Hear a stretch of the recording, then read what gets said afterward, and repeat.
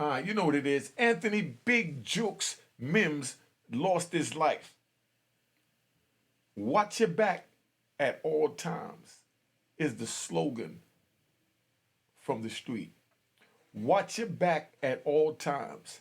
Rest in peace, and my condolences to the whole family, that whole movement. But I want y'all to sit back, enjoy the ride, because we're gonna break this down, unique way. All right.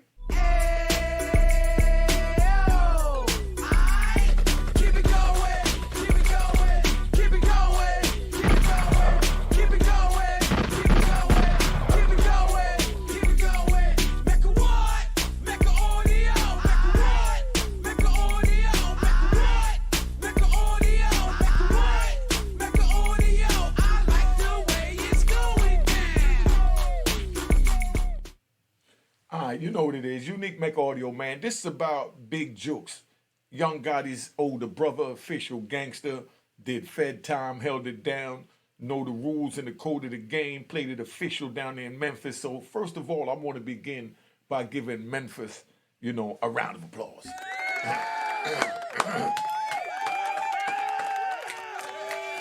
All right. We all love Memphis. We all love Memphis. Relax. Now, check it out, right? Anthony Big Jukes Mims was shot and killed the other night. Now, there was a lot that was going on with the Young Dolph thing. I'm not even going to get into all that because I'm not going to get into Memphis business. I just want to give y'all the street code that applies blanket worldwide. And you already know what it is. You don't tell on your comrade. So now, like I said, my condolences to the family. He was shot outside of a restaurant, right? He was shot outside of a restaurant in Memphis. Memphis, I can't believe it has become the murder capital of the United States. They only got 66 murders, but the population is not that big. So that's why, they do it by a radius of X amount of people in even a big city to compare it to Memphis. And Memphis definitely putting down their body game. And that's what we're trying to prevent over here at Unique Mecca Audio, right? So I'm going to play a little joint so you understand. I'm going to let the news people tell you what it is, what went down. Then I'm going to break it down from a street point of view, just so y'all understand. Off the top of the broadcast, a deadly shooting in Hickory Hill with connections to Memphis rapper Yo Gotti. Fox 13's Lakia Scott joins us live tonight from St. Francis Hospital. That's where the victims were taken. Lakia, what were you able to find out? Good evening to you. Good evening, Daniel. Well, at least 5 police sources have confirmed with Fox 13 that the person killed is Anthony Mims, also known as Big Juk. Now, Big Juk is the brother of rapper Yo Gotti. Now, we were at that scene earlier tonight. Police say 2 men were shot outside Perion's restaurant and event center around 4:15. Now, that's on Winchester near Kirby. According to the Memphis Police Department, the victim was inside a vehicle at the time and was brought here to St. Francis Hospital, where he was pronounced deceased. Now, I'm also learning there was a second person who was shot and was also taken to the hospital. It has not been confirmed who the second person is, but we do know it is a man, and he was airlifted to Regional 1 in critical condition. All right, so that's where we at, just so you understand. Big Jukes lost his life to the street. I'm trying to prevent y'all from going to the street. I don't want y'all to think that there's nothing sweet about the street. We're not going to do none of that, Now, all this going on, they made it out the hood when we was growing up, right? When we was growing up, we all wanted to get into the record business. We used to get pulled over. I got pulled over with a Ferrari in Miami Beach, and when the police stop you, ask you what you do for a living, first thing you tell them is, I'm in the music business, because that's the only person that had legal money back then. And, they went with it. But the thing is, you got to watch your back at all times, man. This brother been in the game a long time. So, of course, many feathers was ruffled and many people felt like they had to get their get back or they had to get even or, whatever you want to call it. So that's when he's supposed to be on point at all times. Sometimes we slip. We all slip. My brother slipped, 2 to the head, he's dead. My man Tom Slaughter slipped, Virginia, 2 to the head, he slipped. My man JDC slipped, 2 to the head, he's dead. This my man Sham God, from Harlem, 2 to the head, he's dead. And that's why I don't trust no one. A lot of my friends and comrades, they say, "You nigga, how you talk about you don't trust nobody? Well, you saying you don't trust me?" And I tell them straight up, I don't even trust my own mother. Now, for me to explain that so that y'all will understand, first you got to understand how I was raised, what I was, around, so you could fully understand. I've seen best friends kill each other over women, over money, over the smallest trivial arguments. And they trusted them, They trusted them and lost their life. You don't know what's in the mind of the next person. You don't know when someone is looking at you and they jealous, envious, or what they're trying to do or what their motive is. But, you know, just like my son, when I first picked up my sons, they were 7 and 8. It's two of them for, the rat bastards and flip flop wearing in public trolls that's gonna say, "You said your son, but you're talking about two different people." Yes, because you rat bastards. There's two sons I'm talking about now. I got my two sons. I picked one up first. When I picked him up, he was always in the front seat. Now, I pick up his brother and I'm hanging out with his brother, and his brother gets in the back seat. His brother gets behind me. And I had to tell him, move over to the other side. But I had the oldest son with me a week before I had the youngest son. So when I was with the homies and my son was in the back and the homies was in the front, I would tell my son to sit behind the passenger seat, never behind my driver's seat. And the first time I did, he said, "Nah, Dad, I want to look out the window and watch the cars coming at me. You know, I want to see what you see, Dad." I said, "I understand that, but right now, I'm telling you to sit over there." He said, "But why, Dad?" I said, "I'm gonna give it to you raw, being that you asked me twice. I don't trust nobody. I don't trust your mother.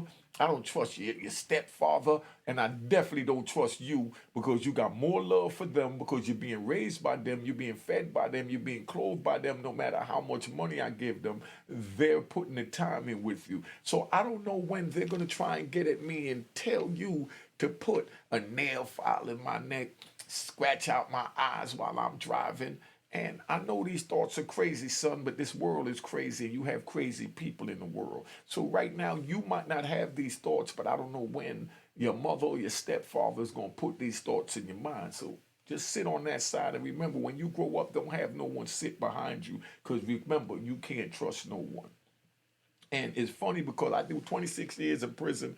I come home, I pick up my two sons, and here it is 26 years later. Now they're grown men.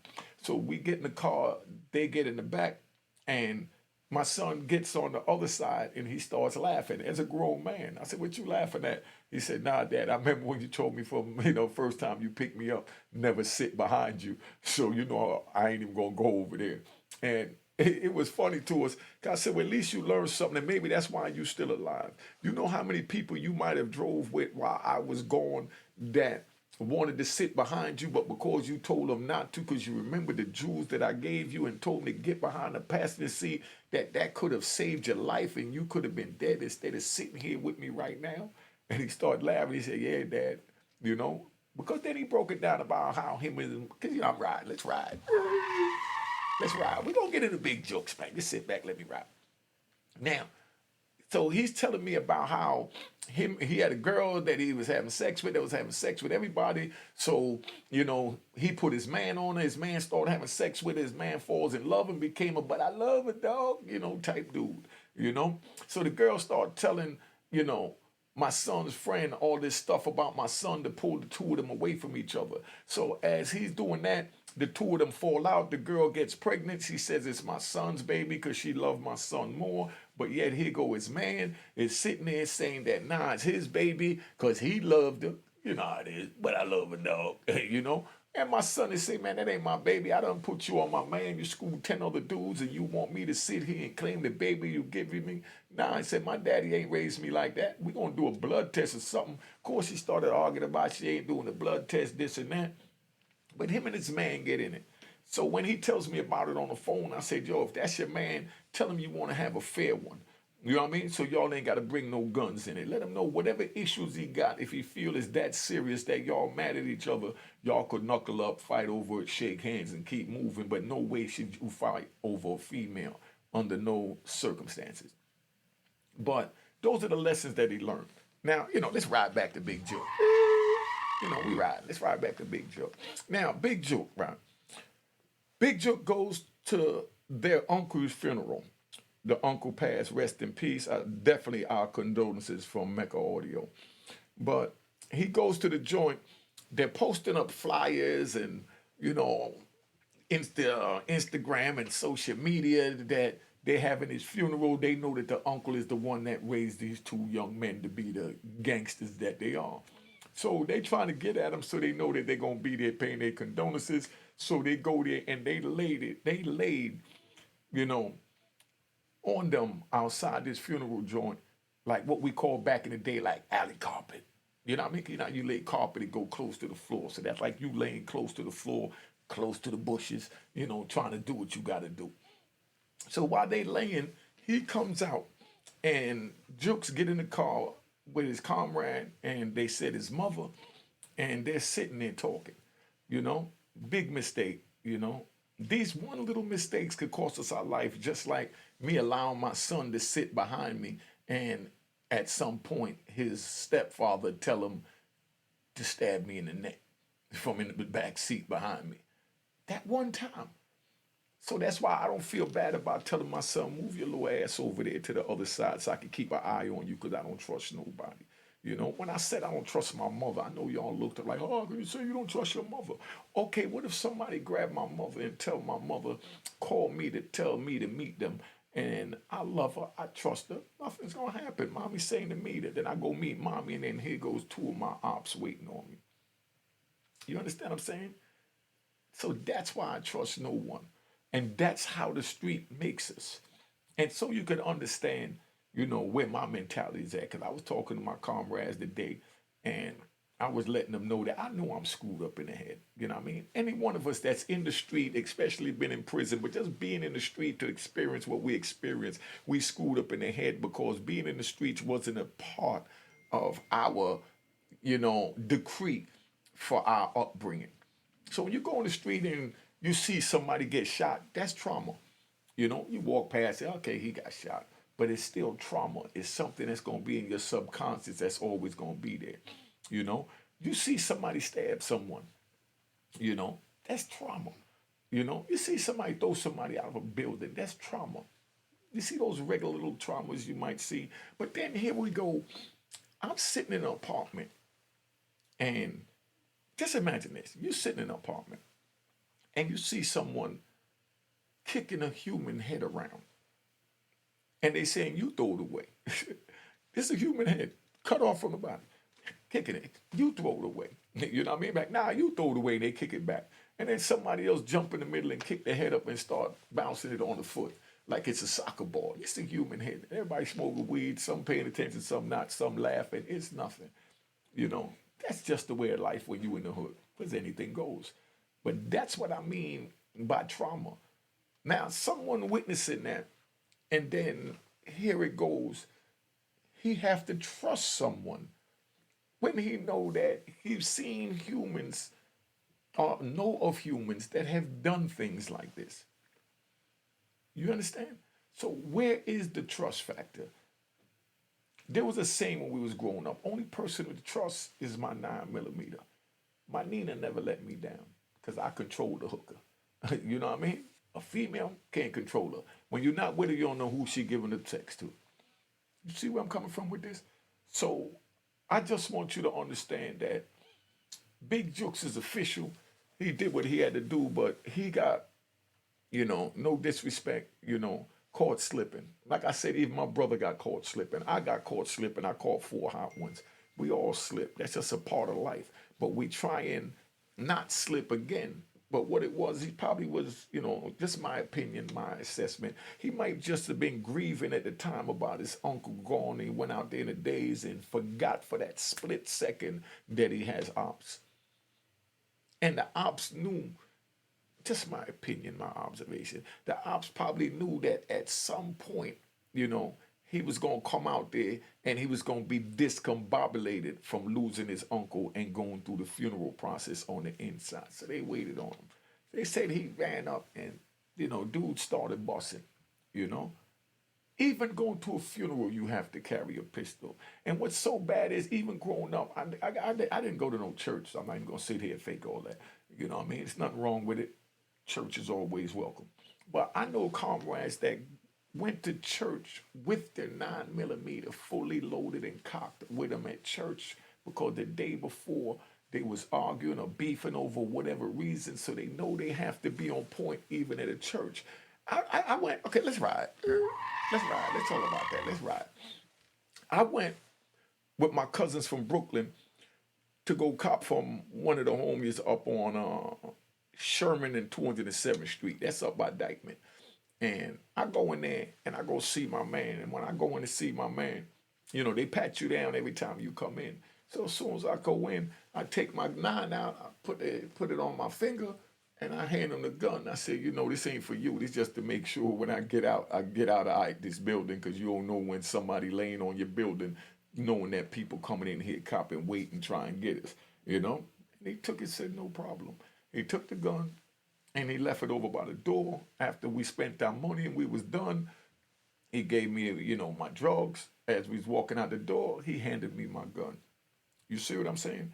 Now, I didn't trust him either, but I had to give him my gun because I'm in his spot, and I had to let him know I'm not walking in your building, in your spot without my pistol, because you never know when the ops is waiting or it's a thirsty dude waiting, you know?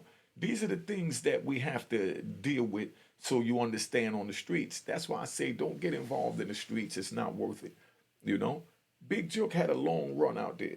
So that means he had a long run of haters, envy, jealousy, and the whole nine. I can't even phantom what Yo Gotti is going through right now, knowing that he lost his brother and he was just with him, you know, but he left to go to Atlanta because the weather was bad and he was trying to get back. You're going to have all types of people on you talking about, oh, Yo Gotti left his brother for dead. He knew that he had beef. No, that's not it. Stop it. Stop the conspiracy theories. You know, the man living his life, he know his brother could handle himself, his brother the one that raised him, you know what I mean? So he didn't expect his brother to be slipping either. I didn't expect my brother to be slipping when he caught 2 to the head. But that don't mean that, you know, he was wrong, you know? He made a mistake. We all make mistakes. Some of us cost us our life. Some of those mistakes cost us our lives. So when you see someone inviting you to go on the street to hustle and to become a part of the street, always remember these stories that I'm telling you that I'm so screwed up I can't even allow my sons to sit behind me in the car. I don't even trust my own mother. If that's how you want to live, feel free to do it. But I'm telling you, it's no way to live. I was telling my little nephew, you know, Val Seven Cities, you know, from Norfolk. He come up here, happy birthday to him. He spent his birthday weekend with me. I showed him my terabyte with 14 terabytes, and I let him know that when my demons start haunting me, I get up in the middle of the night, I come downstairs, and I turn this camera on, and I make videos, you know, confronting my demons. And they many times lead to many tears. And I would never show nobody these videos while I'm alive. But when I'm gone, I want my grandkids, my great grandkids, and their great grandkids to understand who I am and how I became where I was at and how these things haunted me from me making the bad choices of being a part of the street. That's why I'm telling you, don't be a part of the street. You know, when, let's ride. You know, I like riding. I like riding, you know. When I used to take a girl to the hotel, I get 2 rooms adjacent. One for after, you know, for us to have sex. When the sex is over, I'll go in the other room, lock the door, get my rest. And when my joint get hard again and I'm ready to run back up in there, I go back over in the other room with my pistol and do what I got to do. But I'm not going to close my eyes with no female under no circumstances. And the females that I used to deal with, they'll tell you, I take them to the hotel after I get a nut, I'm gone. You know, because I'm tired. I want to get some rest. But I'm not going to lay down and cuddle in her arms and talk about, but I love a dog. And, you know, before you know it, you wake up and somebody's standing over. You know how many people out there You know, I look at it like this. There's many people out there that got all this crap going on where there's somebody that they, you know, that they had before you. You understand? It's gonna be somebody that they had before you. And I meet a girl. Now, when I meet this girl, I know that she had a man before me and he might have been a cruddy nigga from the street. So I can't trust this girl. Not at my age, 60. You just meeting somebody at 60 years old, at 20 years old, you know, 30 years old. There's somebody that was in their childhood that they dealt with. You understand? That might be like unique. That might say that nigga get in the bag, you know? Call me while you got a hit joint in your mouth. Just text me. Back in the days, just beat me. You know what I mean? And leave the door open. And here go this dumbass nigga talking about, you know, but I love a dog. And before you know it, he's looking down the barrel of a gun. I got plenty of comrades that lost it that way. Like when I used to work in the herb gates. Because, you know, it's a ride moment. It's like when I used to work in the herb gates. I wrote about this in the book of Rowan Harlem. So make sure you cop the book of Rowan Harlem. Huh? I wrote about that in the Rowan Harlem. It was a joint where the first thing they taught us when they put us in these apartments to sell drugs, because it was in Spanish neighborhood, they said, don't open the door for anyone. Don't let anyone in the apartment. Don't trust anyone, you know, because they all trying to get in here to get what we got. So now you go out and you hustling in an apartment. Girl will come in and she'll tell you, oh man, you look so good. I seen you going to the store, or, you know, I just want to have some sex. You've been locked in there. I ain't seen you leave in a minute. You know, let me in so I can give you some of this good throat, you know? And you got weak dudes that open the door, let them in to get a good throat. As soon as they open up the door to get the good throat, they go a dude behind them with a good old 9mm dead in his face. And now he lost his life. So that's why they tell us, don't open the door, don't trust anyone. My whole life, I was raised to not trust anyone because that's what the street entails. And that's why I tell you, don't get involved in the street, because I don't want you to have this twisted mentality that I got where you can't trust your own son or your own mother. You don't know if when your mother is calling to tell you to come over, you know, that something is going on, if there's someone there waiting with her or not. And she's just trying to save her life. She's scared, so she called and tell you, baby, come over. I can't believe this happened. Come over. And you go running up in the house blinded. No, when you go over, you have your pistol out. When I go see my mama, I got my pistol. My mom already knew what time it is. I don't go nowhere without my pistol. Just like the first time I went back to Jamaica to see my grandmother that raised me, left her when I was 7.5. I went back in like maybe 1989. When I go see my grandmother and, you know, we go down there. First thing I did when I got down there, I got my cousins to take me up there to where the roster's at to go buy me a trusty 9mm, because I didn't want to walk around the island without my pistol, because it's lawless down there, you know. And I go get the 9mm and I go hang out, and dude tried to rob me. I had to wet him up, and if I wouldn't have got the 9mm and would have just went down there and said I'm on vacation, I would have got murdered. And I'm talking about I was down there on Wildman Street. If y'all know about Wildman Street down there in Jamaica, y'all understand. We used to put the big speakers out there, play the music and everything. But I go down there, but luckily I went down there prepared. So now the word done got back to my grandmother that I got a gun in her house. She lived right across from the police station. My grandmother telling me, that gun can't stay in her house because they had that house for over 100 years from back during Marcus Garvey, and there's never been a firearm in that house. So I had to sit down and explain to my grandmother, I love you to death. It's the first time I'm seeing you. I came down, I brought this money down. I'm going to leave this money behind with you, but I will be leaving in the morning because if my 9 can't stay, I can't stay. She looked at me like, I was 7.5 when I left. I said, look at a grown man talking like this. So she looked at me like, what do you mean? I said, Grandma, where I come from, at any time, someone is going to try and take your life. And she's like, no, everybody's not trying to do that. I said, Grandma, in your world, they're not trying to do that. In my world, they are, you know? And she's like, you know, well, I don't want any gun in the house. I said, Grandma, no problem. I love you to death. I only been here 7 hours, but I guarantee you, I will go to a hotel tonight, sleep comfortable with my gun, and I will get back on the plane tomorrow and leave my gun behind with somebody else. But if my gun can't stay in this house, there's no way I could stay in here, and I don't fault you for it. That's just the way you're living, and you don't want that around you because you already know. But I understand that, you know. So that's, I say all that to say that's what goes back to Big Joke. He should have been at the funeral, or may have been. We're not going to speak on it, you know. But if that was me, let's put it that way. So, you know, these rat bastards and flip-flop wearing and public trolls don't try and twist my words. If that was me and I was going to a funeral, to a wedding, you know what I mean? No matter where I'm going, my nine going with me. Because I know that the ops don't sleep, and the ops don't say, oh, he's going to a funeral, he's going to church, so, you know, it's off limits. It's nothing off limits. I've seen killers go to funerals and kiss the dead body and hug the mother and the children of the dead body and spoke about how much they miss these children. You know, they miss their friend. I've seen it all. And this is the killer, kissing the dead body and crying. And that's the murderer. So how could you witness that and then trust anyone? So that's the moral of this. Watch your back at all times. Big Juke even put up a post. I don't have the post in front of me, but that was the gist of it, where he's saying, watch your back. They even said they tried to hit him a couple of times right before that.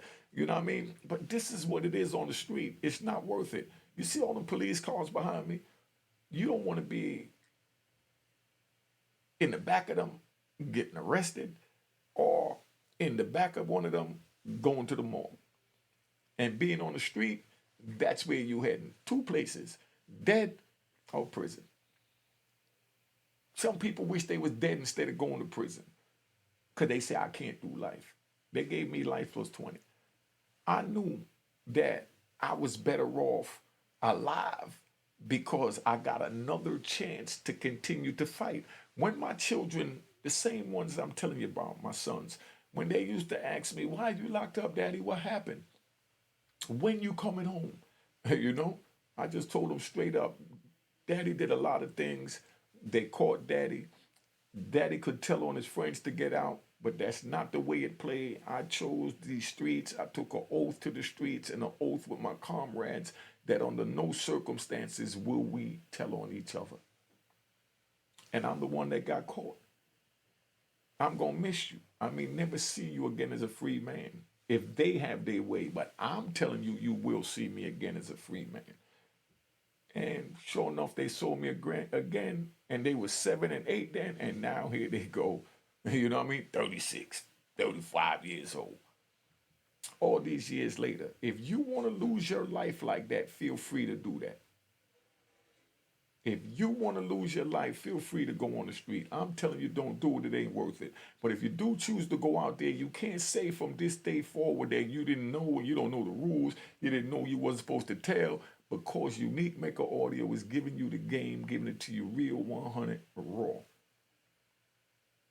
Now, I just want to say rest in peace to Big Jukes, and my condolences to the family and to Yo Gotti. Keep your head up. My number is 917-680-9091 if anybody want to call. I haven't been putting it up there because a female called me, right? A female called me, and I was going through something where I was busy and didn't get a chance to answer the phone. And then she texted me, oh, I called you, you didn't answer. Yo, I don't know you. You know what I mean? I answer at my pace when I get time, because I have my life to live. I have to get my bag to feed my family, and me talking to you on the phone is not going to do that, because y'all already think that a man wrong for saying send the cash app if you respect the game. But yet you want to take my time to talk to me on the phone and don't even want to send me $1. You see where I'm at? And she had an attitude. We had to let her know, like, look, man, I'm not sitting here waiting on a stranger to call. If I'm free, I'll bless the stranger and give them a phone call. And that stranger bless me and give me a conversation in return. But if we both busy, It's no big deal. Get over it. Get over it. You know, I just give it raw, man. It's no disrespect. And young lady, if you feel away because I didn't answer when you called, you know what I mean? I apologize.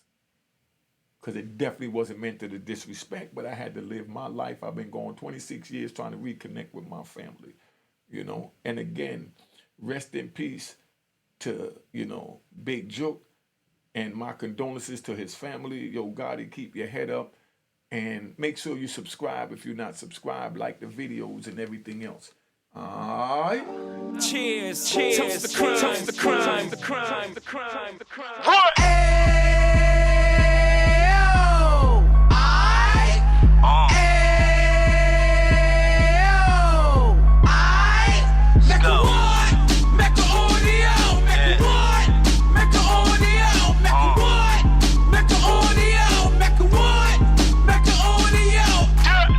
Fresh out the can of 26, he back on the strip, getting back in the mix. What he mentions a gift. You stand up 10 toes down, and I suggest you pay attention to this.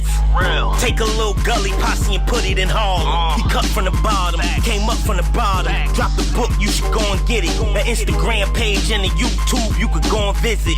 Then you could consider yourself LinkedIn. Sit front row and get Jews from a kingpin. How he went through it, so you ain't gotta go do it. To not pay attention would be stupid. Talking about a man that probably put your grandfather on. Probably the reason that him and your grams got along. A man that generated millions on the block, did his time, never squilling to the cops, Mecca audio.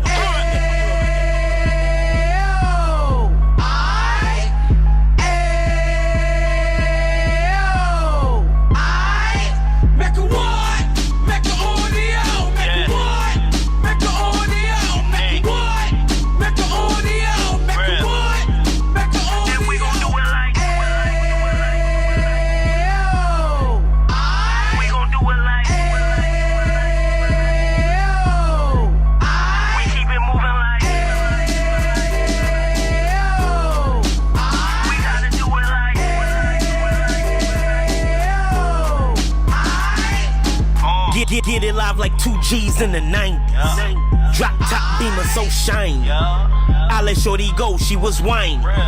Treat her like my past, she behind me. Spend a couple bands on the Dapper Dan. You be back again, getting green like a Packers fan. No cap, it's a raw in Uptown. Baby horn Uptown, Dominican bust downs. Now we on the positive, we got a lot to give. Now he trying to stop the kids from being inoperative. So take heed, homie, lend an ear. He started in Uptown, he gon' finish dead. But now it ain't about selling drugs, buying cars. It's about buying property to make the community ours. So we can give back to the youth them. Cause they the truth them. And bless up to all the root men.